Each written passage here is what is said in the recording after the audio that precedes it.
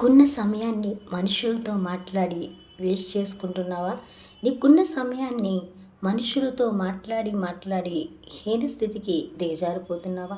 అయితే ఈ రాత్రికాల సమయంలో నా ప్రియమైన సహోదరి, సహోదరుడా, మనుషులకి నీకున్న సమస్యలు చెప్పడం ద్వారా, మనుషులకి నీకున్న బాధలను చెప్పడం ద్వారా వారు నిన్ను తృణీకరిస్తారు, అవమానపరుస్తారు, హేళన చేస్తారు.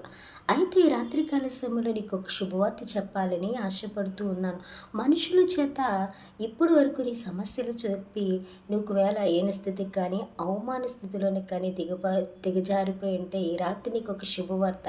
మనుషులు ఇప్పటి వరకు చెప్పి అలసిపోయావా? అయితే దేవుడు నీకోసం ఎదురు చూస్తున్నాడు. ఎప్పుడు నీవు ఆయన కౌగుల్లోనికి వస్తావని, ఎప్పుడు నీకున్న సమస్యని తొలగించడానికి ఆయన ప్రతిరోజు నీ దగ్గరికి వస్తూనే ఉన్నాడు.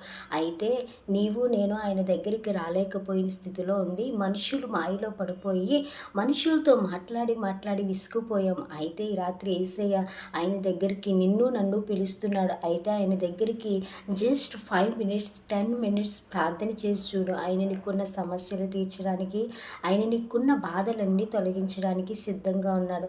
ఈ రాత్రి యేసయ్యతో సహవాసం చేయడానికి నీవు నేను ఇష్టపడుతున్నామో లేదో మనం పరీక్షించుకుని వారమే ఉన్నాం. యేసయ్యతో స్నేహం చేస్తే ఆ స్నేహం ఎప్పటికీ తీరపోయింది. అది మాటల్లో కానీ, అది చేతుల్లో కానీ వర్ణించలేండి. మనుషులతో సహవాసం చేస్తే చెడిపోతాం. మనుషులతో ప్రేమగా మాట్లాడితే ఆ ప్రేమను చులకనగా చూసి మాట్లాడతారేమో కానీ యేసయ్యతో ప్రేమగా ఒక్క 5 మినిట్స్ మాట్లాడి చూడు.